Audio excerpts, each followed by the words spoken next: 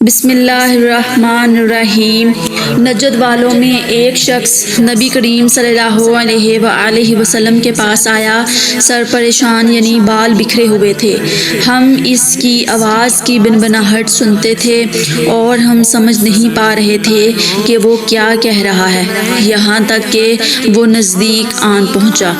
جب معلوم ہوا کہ وہ اسلام کے بارے میں پوچھ رہا ہے، نبی کریم صلی اللہ علیہ وآلہ وسلم نے فرمایا کہ اسلام دن رات میں 5 نمازیں پڑھنا ہے۔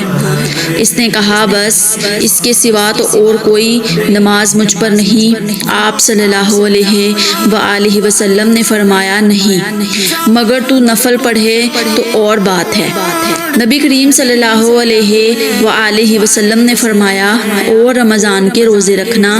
اس نے کہا، اور تو کوئی روزہ مجھ پر نہیں ہے۔ آپ صلی اللہ علیہ وآلہ وسلم نے فرمایا، نہیں، مگر تو نفل روزے رکھے تو اور بات ہے۔ طلحہ نے کہا، اور نبی کریم صلی اللہ علیہ وآلہ وسلم نے اس سے زکوٰۃ کا بیان کیا۔ وہ کہنے لگا کہ بس اور کوئی صدقہ مجھ پر نہیں ہے۔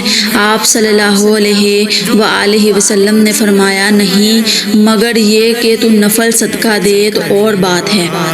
راوی نے کہا، پھر وہ شخص پیٹھ موڑ کر چلا، یوں کہتا جاتا تھا، قسم اللہ کی، میں اس سے بڑھاؤں گا نہ گھٹاؤں گا۔ نبی کریم صلی اللہ علیہ وآلہ وسلم نے فرمایا، اگر یہ سچا ہے تو اپنی مراد کو پہنچ گیا۔